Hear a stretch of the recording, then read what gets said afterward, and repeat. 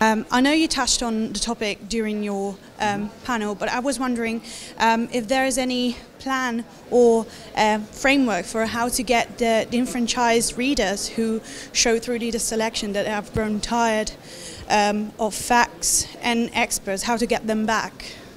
Well, I think we are getting some of them back as it is. I think one of the things that we've seen during the campaign and after is that people really respond well to great reporting and to great journalism, and people writing us to support that work.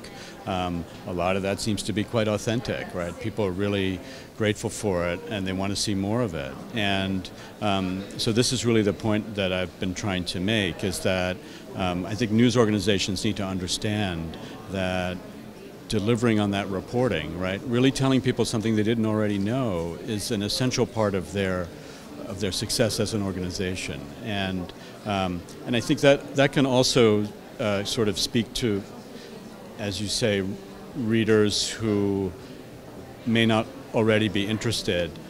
You know, I would say that some of the things that we have developed in recent years, ways of making our work more engaging and more interesting, is a means of addressing that audience, right? Of finding those readers who maybe before weren't interested in something in the Washington Post, but now they find that it's in their news feed in Facebook, or they're seeing it on Twitter, or they see stuff on Snapchat.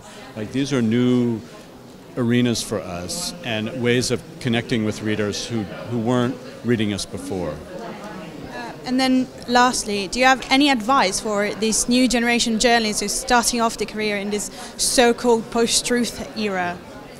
Well, I don't really think it is a post-truth era. I think the truth does matter, and I think that, you know, journalists at all phases of their careers need to understand that. I mean, the fundamental thing that we as journalists do is provide information, and when that's good, when that information is really important to the public debate, when it's material that people didn't know before, and ideally, you know, often it's the case that, you know, there's some instrument of power, there's some powerful institution or person that wants to suppress that information. Well, that's reporting, right? That is what journalists are supposed to do. And when you can deliver on that, when you can provide that to an audience, I think the audience responds.